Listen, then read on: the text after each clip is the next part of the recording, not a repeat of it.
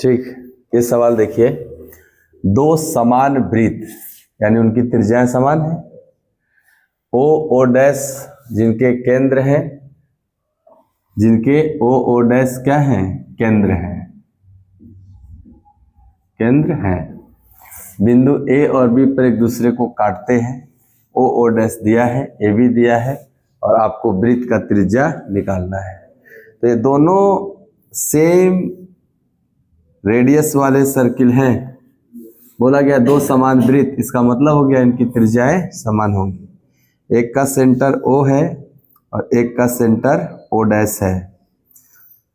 तो ये O dash का लेंथ दिया हुआ है आपको, प्लस ये जो कटिंग पॉइंट है, इंटरसेक्टिंग पॉइंट है, वो A और B है, और AB का भी लेंथ दिया हुआ है, तो ऐसे मिला देंगे।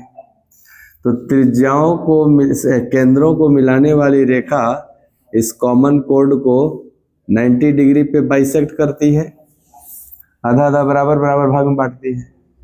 ये होगा त्रिज्या, इसका त्रिज्या नहीं पता है R, है ना, और ये O डैश पूरा 12 है।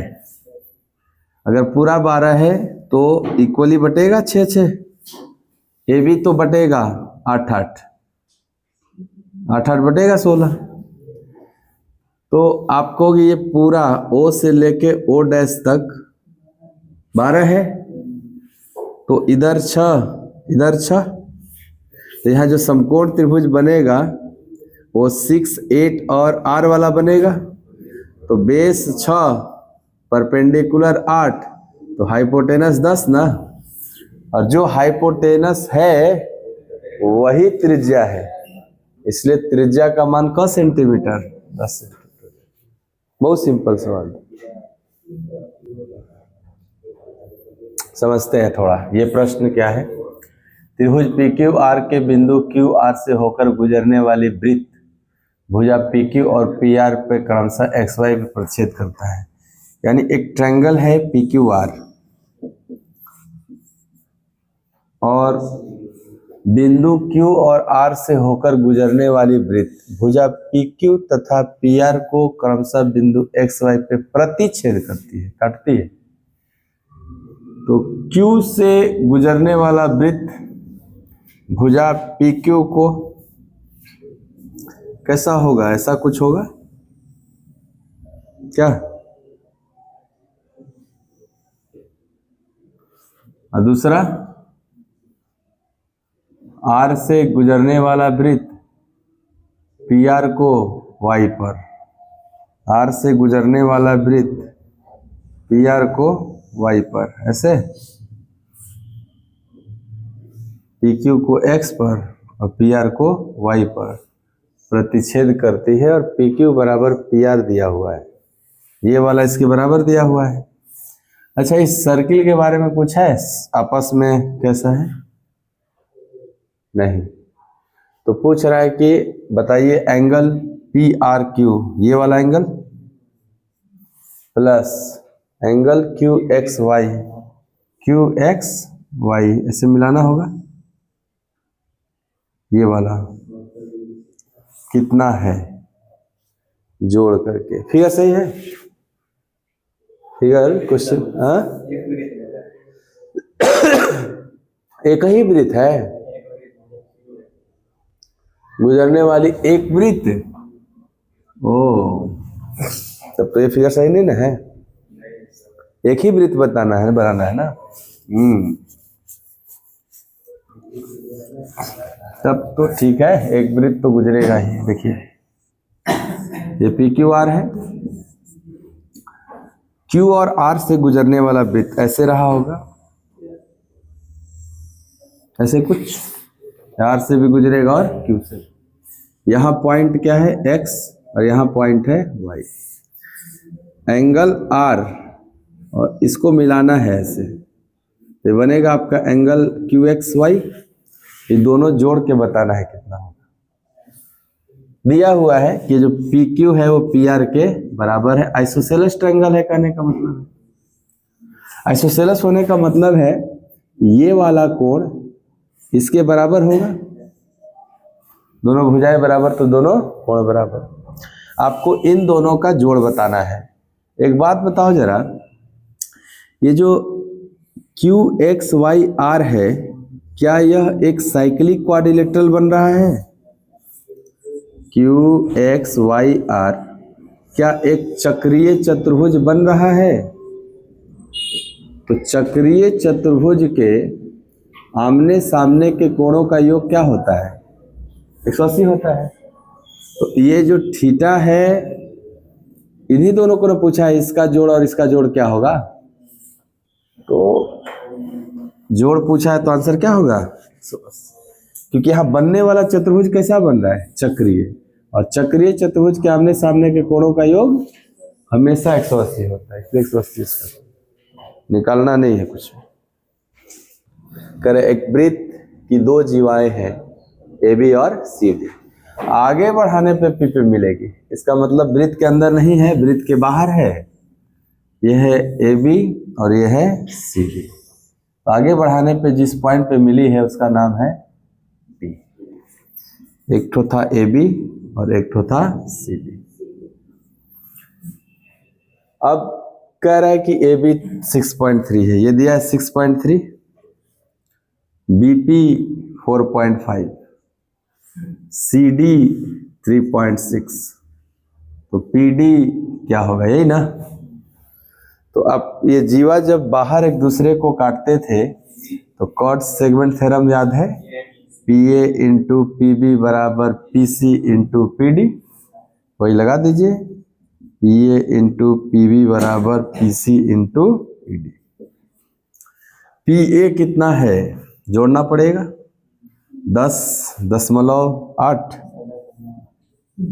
PB कितना है? केवल 4.5।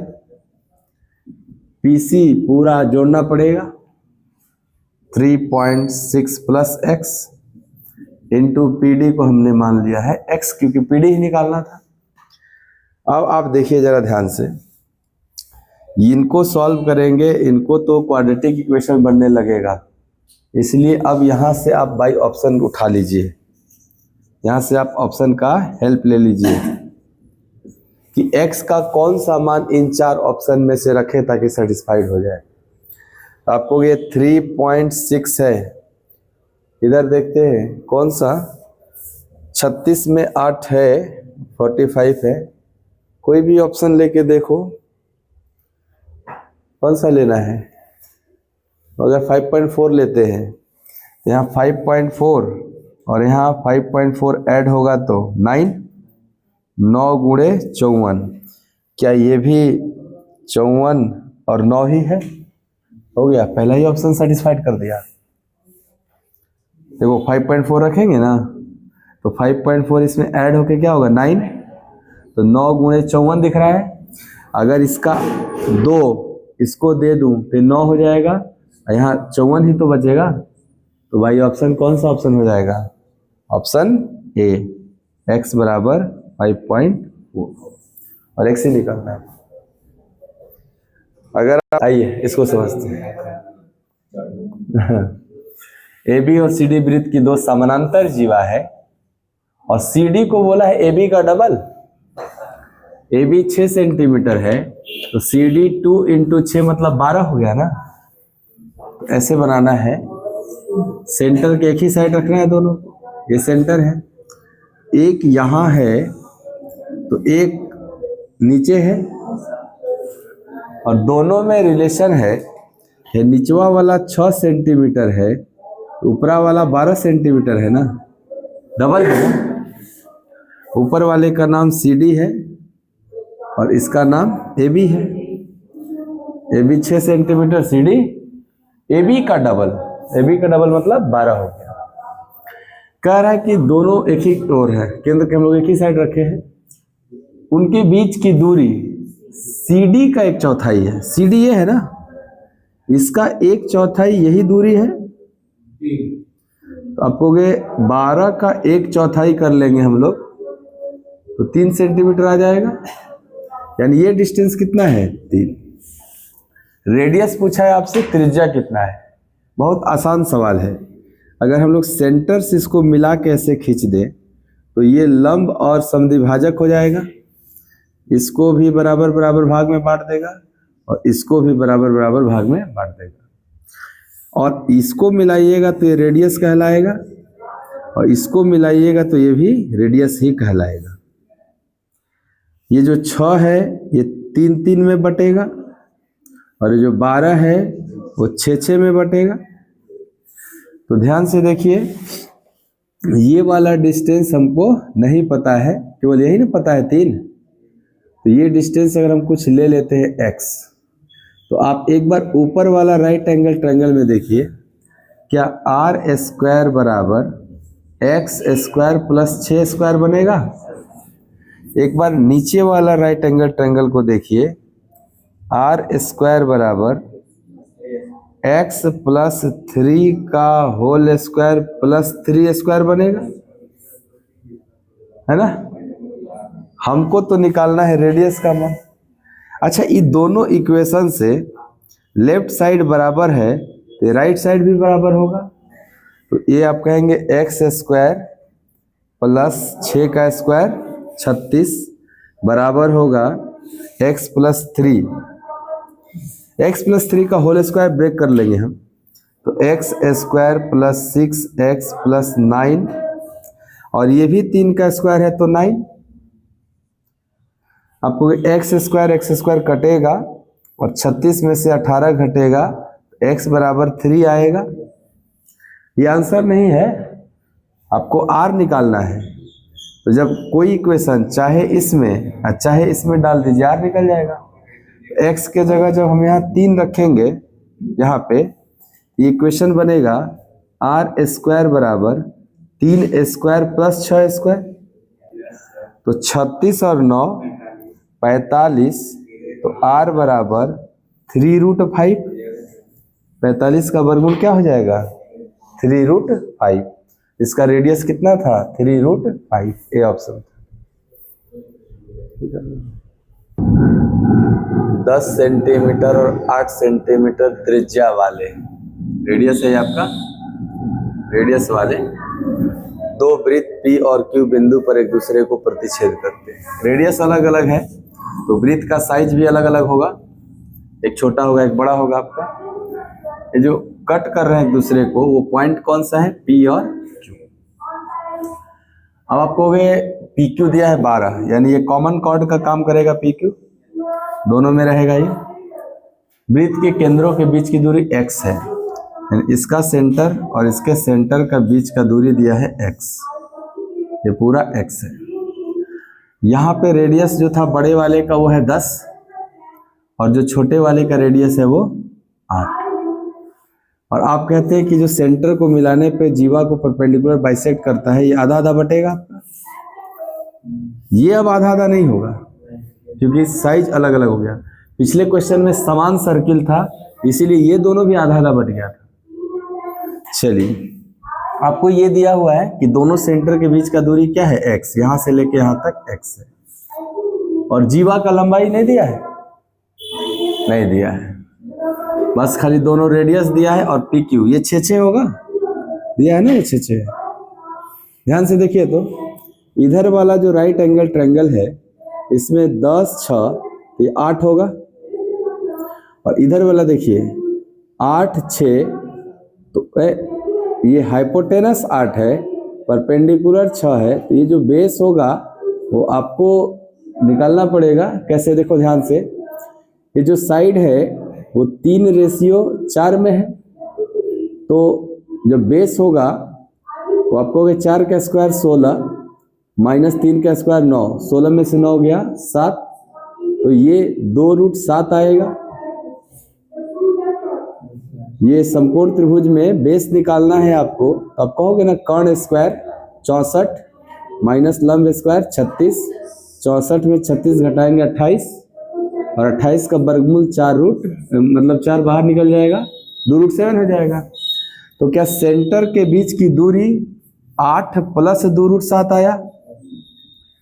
वैल्यू डेसिमल में दिया है ऑप्शन, मान रख दीजिए 8 प्लस √7 9 परफेक्ट स्क्वायर से कम है, तो आपको √7 का मान 3 माइनस 2 कम है, और बाई 3 का डबल 6 यानी 1/3, यानी 3 में 0.3 घट जाएगा, तो आप कहोगे 3 में 0.3 घटेगा तो 2.66, तो 26 दूनी 52, 5.2, तो 8, 5, 13.2 के आसपास आंसर होगा।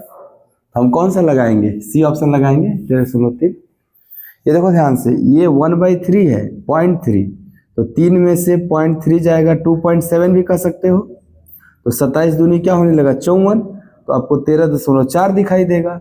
इसलिए मैं बोला 13.2 और 13 कितना 4 के बीच में ऑप्शन क्या है आपका? 13.3। वो आप ये रखा सी ऑप्शन। ऐसा कैलकुलेशन है, √7 का मान चाहिए, √5 का, √6 का, √7, 8, 9 कुछ हो। तो खाली ये देखिए ना कि इसके नजदीकी कौन सा परफेक्ट स्क्वायर नंबर है? 9। तो वो 4 से ये ज्यादा है आगे 3, और 9 से 2 ही स्टेप पीछे है। तो 9 का वर्गमूल क्या था? 3। तो अगर यहाँ 9 रहता तो इसका वैल्यू 3 आता, लेकिन ये 9 नहीं है, 7 है, यानी 9 से 2 कम है। तो जितना कम है वो लिख लो, -2। और यहाँ जो नंबर लिखे हो ना, इसके डबल से इसमें भाग दे दो। 3 का डबल 6, तो 3 - 1/3, 3 - 0.3, तो 2 ये 3 चल रहा है ना भाई, तो क्या 2.66 चलते रहेगा? उसी को हम बोले लगभग 2.6 ले लो आप, आपका आंसर आ जाएगा। ठीक है, आइए देखते हैं सवाल। कह रहा है कि PQ एक वृत्त की जीवा है जिसका केंद्र O है। ऐसे है, सेंटर O वाला एक सर्किल है, इसमें कॉर्ड क्या लिया गया? PQ। कह रहा है कि ROS बिंदु R से प्रारंभ होने वाली एक रेखाखंड है जो बढ़ाई गई PQ को S पर प्रतिच्छेद या इस प्रकार मिलता है बराबर हो जाए। जैसे मान लो एक कॉर्ड हमने PQ ले लिया, ये PQ ले लिया, तो अब क्या ये कह रहा है कि ROS R से प्रारंभ होने वाली एक रेखाखंड ऐसा है जो PQ को बढ़ाने पर S पर मिलेगा, तो PQ आगे बढ़ा होगा कहीं, और ऐसा होगा ROS आपका। R से यहाँ से शुरू किए हैं आप, कि O मिलाना है। ठीक ठीक ठीक, सेंटर से पास करा देते हैं, ऐसे पास करा देते हैं, ऐसे पास करा देते हैं। O मतलब सेंटर है आपका, तो यहां से आप पास कर रहे हैं ROS। ठीक है, यहां तक फिगर है। कह रहा है कि QS OR के बराबर है। QS किधर है भाई आपका? ये वाला, ये किसके बराबर है? OR मीन्स रेडियस के, OR क्या है? रेडियस है। फिर कह रहा है कि एंगल QSR ये वाला, ये दिया है 30 डिग्री, और आपसे पूछ रहे हैं एंगल POR बताइए। POR मिलाना पड़ेगा हमको, ये मिलाना पड़ेगा, ये पूछ रहा है हमसे। इंटरेस्टिंग है, क्या ये भी रेडियस है? भाई सेंटर और सरकमफ्रेंस के बीच का दूरी सब रेडियस है, तो ये और ये आपस में बराबर है, ये वाला लेंथ इसके बराबर है। बहुत इंटरेस्टिंग है फिगर, ये भी मिला देता हूं मैं, जो जो छूटा है सब मिला दो। क्या ये भी रेडियस है ना? रेडियस, अगर ये भी रेडियस और ये भी रेडियस, भाई इसके बराबर ये हो गया, ये दोनों रेडियस हो गया। आप कहोगे सर ये दोनों इक्वल साइड के सामने का एंगल भी इक्वल होगा, अगर ये 30 है तो ये भी क्या होगा? 30 होगा। अच्छा, अगर ये 30 है और ये दोनों भी साइड बराबर हैं, तो क्या ये 60 होगा? क्योंकि आप कहते हो ना, एक त्रिभुज में बाह्य कोण का मान अंतः कोणों के योग के बराबर होता है। ये 60 है, ये भी 60 होगा। ठीक है, यहाँ तक।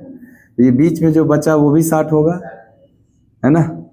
अब आप कहते हैं कि स्ट्रेट एंगल 180 डिग्री होता है, 180 डिग्री में ये मिल के कंप्लीट 90 हो चुका है, तो बचा हुआ 90 रहा होगा, तभी ना एक लाइन एंगल 180 डिग्री होगा। तो हमारे प्रश्न का उत्तर कितना डिग्री है? 90 डिग्री है। ये है, ये सब पिछले सवाल का है, 90 डिग्री आंसर।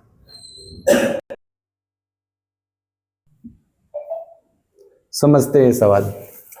कह रहा है एक समद्विबाहु त्रिभुज MNP एक वृत्त में बना हुआ है। वृत्त में बना हुआ है तो क्या हो सकता है? उसके तीनों वर्टेक्स सरकमफ्रेंस पे रहे होंगे, ऐसे ही ना? इस त्रिभुज में बोला है MN और MP आपस में बराबर है, ये वाला आपस में बराबर है, और इसका लेंथ है 16√5, 16√5, और NP जो है वो 32 है, ये पूरा 32 है। आपसे बोले त्रिज्या बताओ, बड़ा सिंपल है। जब आप आइसोसेलेस ट्रायंगल को सर्किल के अंदर बनाते हैं तो ये जो सेंटर से पास करता है परपेंडिकुलर भी होता है, और जब परपेंडिकुलर होगा तो बाइसेक्ट भी करेगा इसको, यानी जो 32 है ये 16 में बटेगा, और यहाँ से आप इस राइट एंगल ट्रायंगल में हाइपोटेनस और बेस की मदद से पूरा परपेंडिकुलर निकाल सकते हैं आप। तो ये है √5, ये है 1। जैसे रेशियो में देखूं 16 कॉमन नंबर है ना, तो √5 का स्क्वायर 5, 1 का स्क्वायर 1, 5 में से 1 गया 4, और 4 का रूट 2, यानी ये पूरी हाइट 16 गुणे 2 होगी, ये पूरी हाइट 16 गुणे 2 होगी, 32 होगी पूरी हाइट।